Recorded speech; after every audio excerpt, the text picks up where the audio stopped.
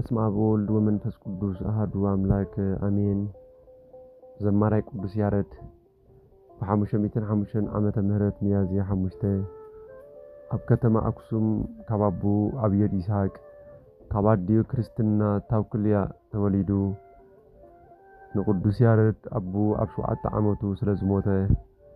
ኣዲኡ ክርስትና ናይ አክሱም ገበዝ ንዝነበረ ኣኩኡ ጌዲዎን ከዓብየን ከስተምሩን ሓደራ ኢላሃበቶ ቅዱስ ያሬድ ንሳኩ መዝሙረ ዳዊትን ኣብ ዝመሃረሉ እዋን እቲ ትምህርቲ ዋላ ምርዳ ኣበዮ ቅዱስ ያሬድ ን7 ዓመት ሙሉ ጽዒሩ ምርዳ ስለ ዝኣበዮ ናይ መምህሩ ቆየቋን ማህረምትን ስለ ዝበዝሖን ዝበርትዖን ካብ ቤት ትምህርቲ ጠፊዩ ክኸይድ ሓሰበ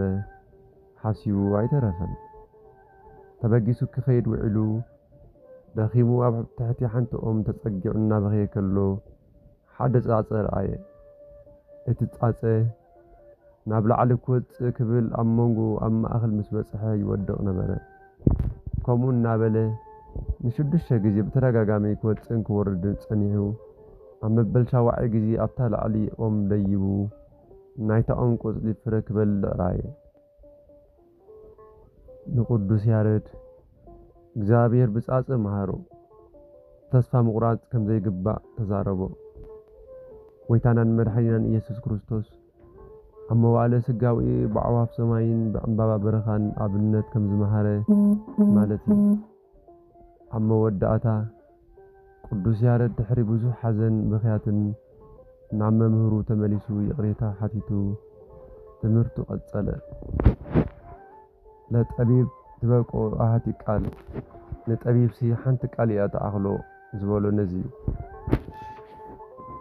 እቲ 7 ዓመት ትምህርቲ ኣብይዎ ዝነበረ ኣብ ሓደ መዓልቲ 150 መዝሙረ ዳዊትን መኃልየ ዘነቢያትን መኃልየ ሰሎሞንን ከምኡ ድማ ትርጓሜ መጻሕፍትን ካልኦት መጻሕፍቲ ኩሉ ፈለጠ ንእግዚአብሔር ሰኣኖ ስለ ዘየለ ናይ እግዚአብሔር ድንቂ ስራሕ ኣብ ልዕሊ ቅዱስ ያሬድ ተገልጸ ቅዱስ ያሬድ ብማዕረገ ዲቁና ኣብ ቤተ ክርስቲያን አክሱም ጽዮን ናገልገለ ክነብር ጀመረ በቲ ዘመን ተሕቲልካ ንባብ እናዜምካ እምበር ድምጽኻ ዓዋቢልካ ምግልጋል ኣይነበረን ካብ መዓልታት ሓደ መዓልቲ ካብ ኤዶም ገነት በኣምሳል ሰለስተ ስላሴ ሰለስተ ኣዕዋፍ ናብ ቅዱስ ያሬድ መጻ እተን ዑፍ ሰለስተ ዓይነት ዑፍነት ንናተን ሕብሪ ነበረን እቲ ሕብሪ ቀጠልያ ብጫ ቀይሕ ክኸውን ከሎ እዚኣተን ከዓ ግእዝን እዝልን ኣራራይን ዜማ ምሳሌ ነበራ ቀጠልያ ንግእዝ ብጫ ንእዝል ቀይሕ ንኣራራይ ዜማ እየን ምሳሌ እየን ናይ ሰብ ኮነ ናይ ዕዋፍ ዜማ ድምፂ ካብዚ ኣይወፅን እዩ ከምቲ ኣብ ዝህልቁ ኣድጊ በልዓም ልክዕ ከም ሰብ ብልሳን ሰብ ከም ተዛረበትን ካብ ሰለስቲአን ሓንቲ ኦ ያሬድ ንስኻ ብፁዕ ኢኻ ንስኻ ዝተሰከመት ማሕፀውን ብጽእት እያ በለቶ እተን ኣዕዋፍ ካብ ዓይነቱ ምስ ተሰወራ ቅዱስ ያሬድ ብተመስጦ ናብ ሰማየ ሰማያት ከደ ብኡ ንብኡ ምስ 24 ካህናተ ሰማይ ሱራፌልን ክሩቤልን ኣብ ቅድሚ መንበር እግዚአብሔር ከቢቦም ብበገናን ብመሰንቆ ንኣምላኽ ብማህሌት ብዜማ ከመስግኑ ሰምዐ ካብኦም ድማ ኩሉ ተምሃረ በሰማያ ዘተሰርዐ በምድር ተገብረ ከም ዝተባሃለ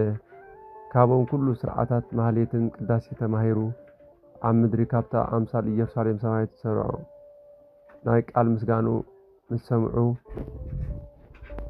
ንጉስ ነገስቲ ካህናት ህዝብን ክሰምዕዎ ወዓሉ ድሕሪዚ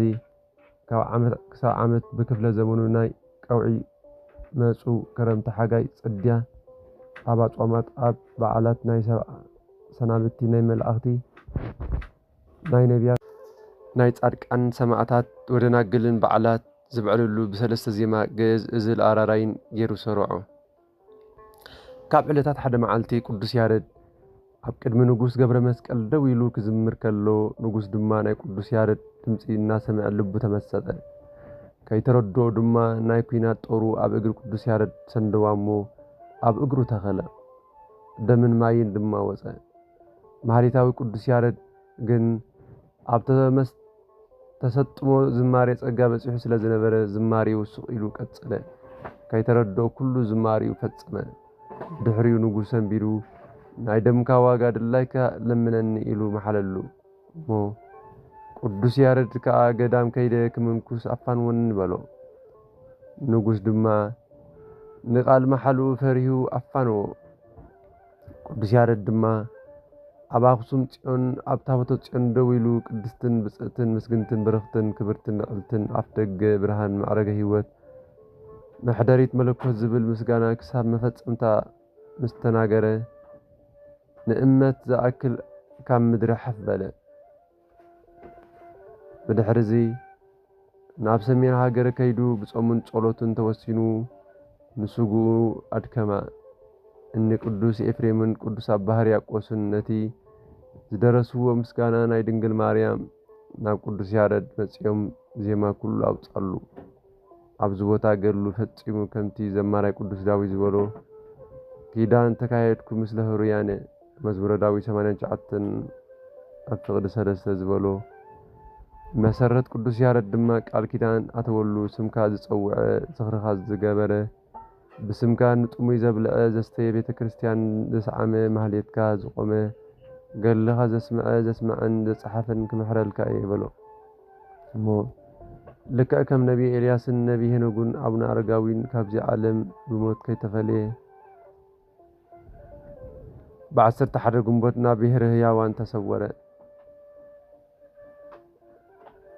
ጸሎትን በረከትን ናይ ቅዱስ ያሬድ ምስ ኩልና ህዝበ ክርስቲያን